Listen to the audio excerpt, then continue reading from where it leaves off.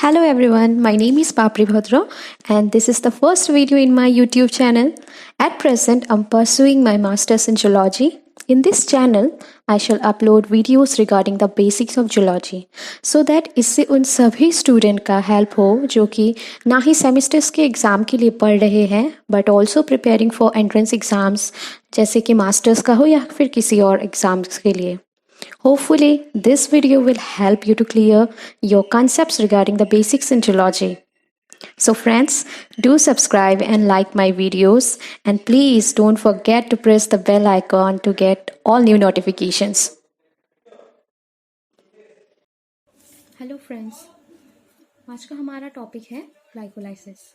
As most of us हमेशा मतलब ये कन्फ्यूजन वाले स्टेट में रहते हैं कि ग्लाइकोलाइसिस बहुत सारे स्टेप्स का आता है. ऑल्सो इस इतने सारे एंजाइम्स और सबस्ट्रेट्स के चक्कर में हम लोग ऑलवेज हम भूल जाते हैं. मीनवाइल हमारा कुछ कंसेप्ट्स रिगार्डिंग दिस भी कुछ ऐसे ही रह जाते हैं. So today in this video I would try कि जितना हो सके ये सारे स्टेप्स मैं आपके लिए फर्दर ईजी बनाऊँ एंड आई मेक श्योर कि आप कंसेप्ट वाइज इसको समझें सो दैट आने वाले कोई भी एंट्रेंस एग्ज़ाम में अगर आप बैठो तो MCQs के लिए ये बहुत ही आपके लिए इजी हो जाए. So first here the term is glycolysis. तो ग्लाइकोलाइसिस अगर हम ग्लाइकोलाइसिस बोले तो यहाँ पे इसको हम दो हिस्से में तोड़ सकते हैं. First is the glyco part मतलब जिससे आएगा हमारा glucose and the lysis.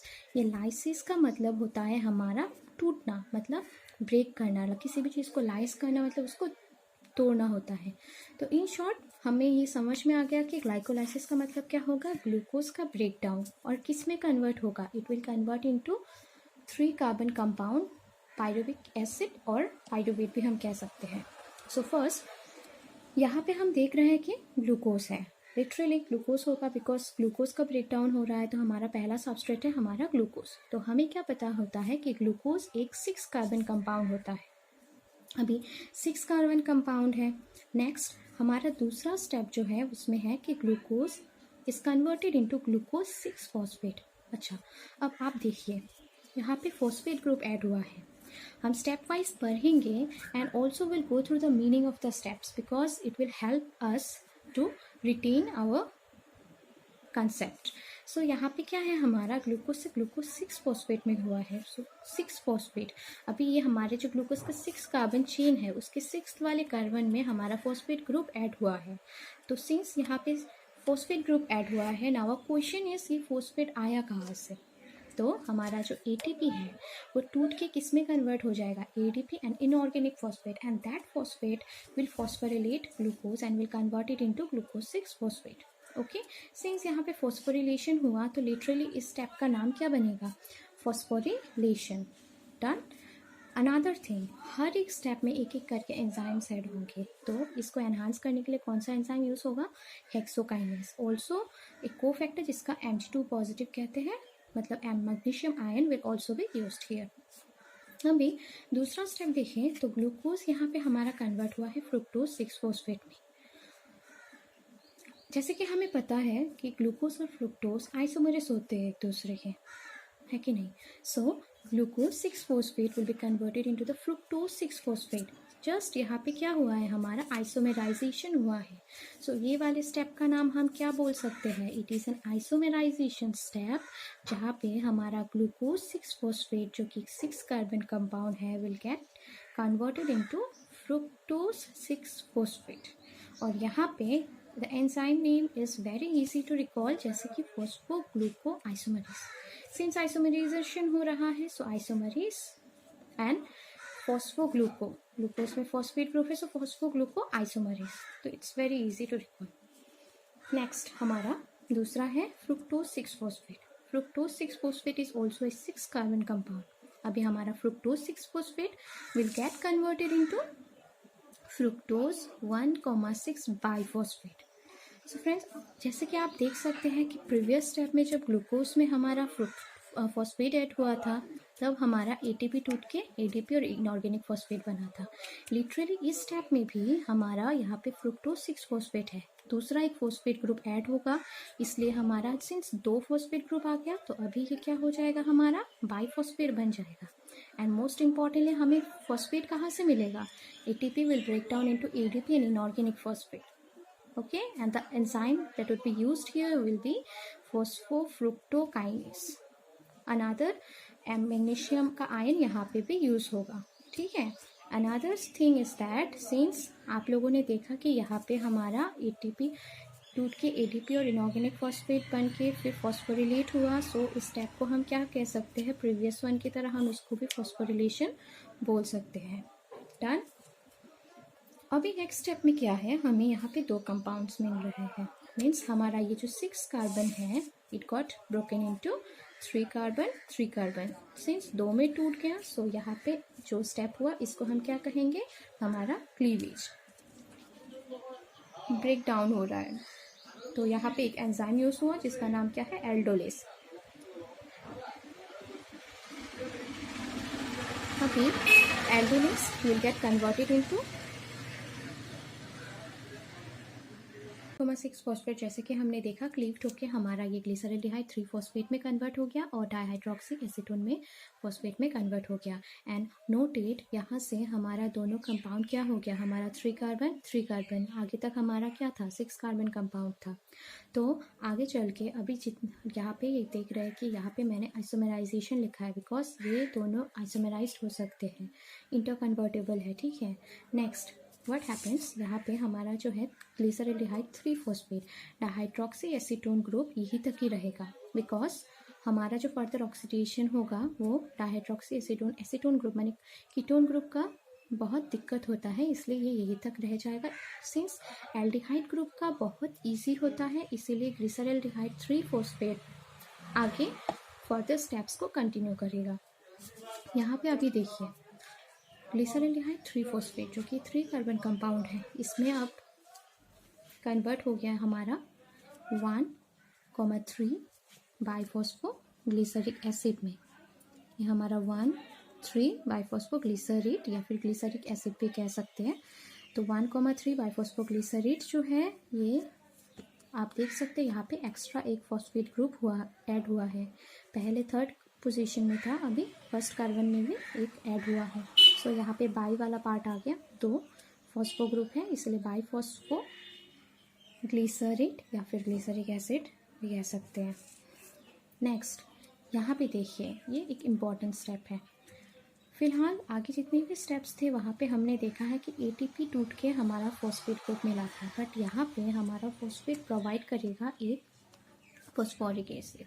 H3PO4 से यहाँ पे हमें क्या मिलेगा, हमें फॉस्फोरस फॉस्फेट मिलेगा and that phosphate further add होगा हमारे फर्स्ट पोजीशन में. एंड मोस्ट इम्पॉर्टेंटली यहाँ पे हमारा एक NAD will get converted into NADH+H positive because ये एक डिहाइड्रोजनेशन स्टेप है. फर्स्ट ऑफ ऑल तो यहाँ पे सिंस फॉस्फेट ग्रुप ऐड हो रहा है सो इट्स कॉल्ड फॉस्फोरिलेशन. जहाँ पे भी फॉस्फेट ग्रुप ऐड होता है we call it phosphorylation. And since यहाँ पे हाइड्रोजन निकल रहा है so it's called oxidative dehydrogenation. गौर फरमाइएगा, इट्स वेरी इंपॉर्टेंट.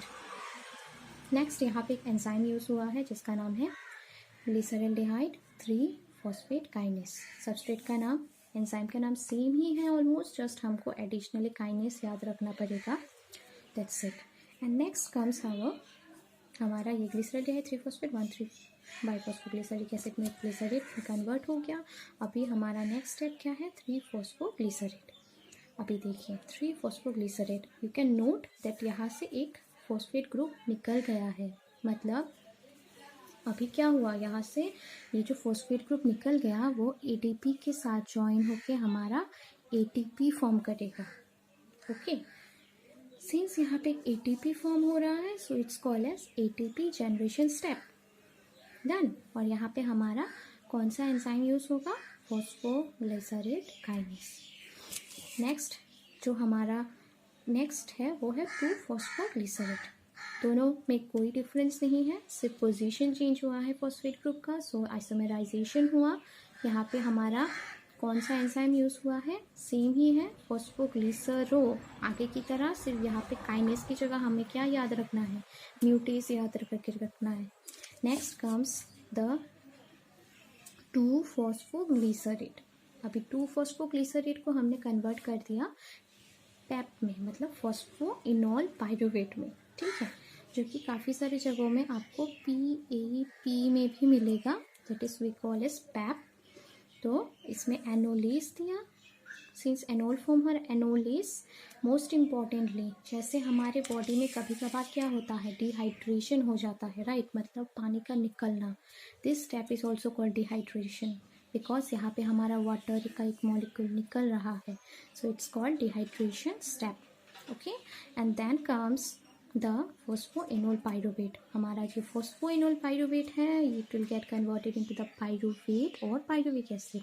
याद रखिएगा, यहाँ से भी एक हमारा फॉस्फेट ग्रुप निकलता है and ADP will get converted into ATP।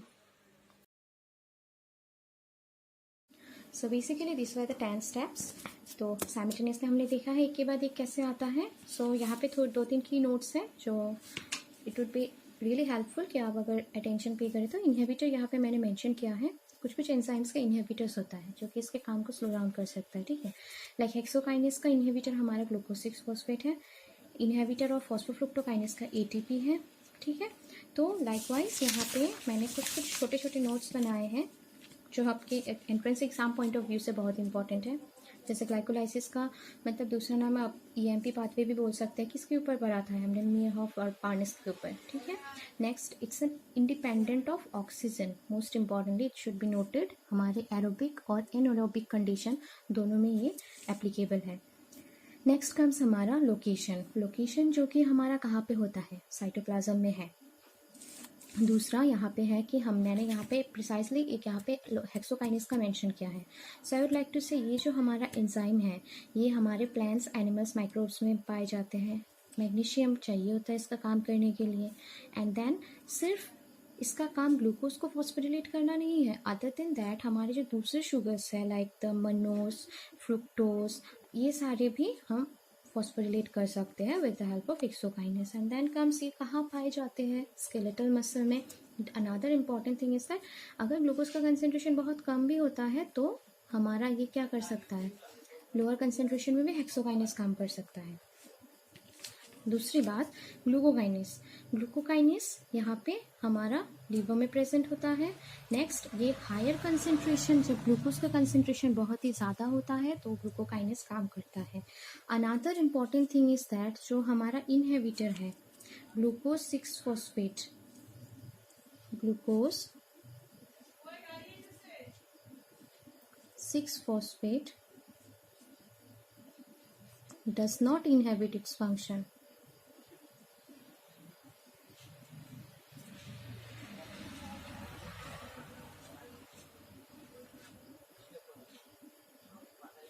ठीक है, तो इसका सिर्फ कहाँ पे इनहिबिटर के जैसे काम करेगा, सिर्फ हेक्सोकाइनेस के लिए। So for making the thing easy मैंने यहाँ पे टेबल बना लिया है, टेबल वाइज अगर आप लोग सीख लिए तो it will be very helpful, because ये सारी चीज़ें इंपॉर्टेंट होती है एग्जाम पॉइंट ऑफ व्यू से, ठीक है। एंड देन लास्ट पार्ट मैं मेंशन करूँगी, यहाँ पे देखिए मैंने दूसरा दिया है पाइरुवेट काइनेस, जिसका तो मैंने इनहिबिटर बताया था, एक्टिवेटर इसका है एडेनोसाइन मोनोफॉस्फेट और फ्रुक्टोज 1,6 बाइफॉस्फेट, ठीक है। And the last part is that कभी कभार पूछा जाता है what is substrate level phosphorylation of glycolysis cycle, तो आपको मेंशन करना है जब 1,3 बाइफॉस्फोग्लिसरिक एसिड से 3 फॉस्फोग्लिसरिक में कन्वर्ट होता है, एंड 2 फॉस्फोइनोल पाइरुवेट जब पाइरुवेट और पाइरुविक एसिड में कन्वर्ट होता है। वाई? बिकॉज यहाँ पे हमारा क्या फॉर्म होता है, हमारा जो ATP है उसका फॉर्मेशन यहाँ पे होता है। So this is the substrate level phosphorylation. And most importantly यहाँ पे जो हमारा दूसरा है कि डाइहाइड्रोक्सी एसीटोन का मैं बोला ही था already, since it's an ketone group, तो यहाँ पे इसका फर्दर ऑक्सीडेशन नहीं होगा। So this was the video for the glycolysis. Further छोटे छोटे कुछ टॉपिक्स हैं रिलेटेड टू द ग्लाइकोलाइसिस जो कि मैं मेरे नेक्स्ट वीडियो जो क्रेब्स साइकिल का बनेगा उसके पहले I will definitely make sure कि वो सारे पॉइंट्स मैं क्लियर कर दूँ। Till then, stay tuned and keep learning. Thank you.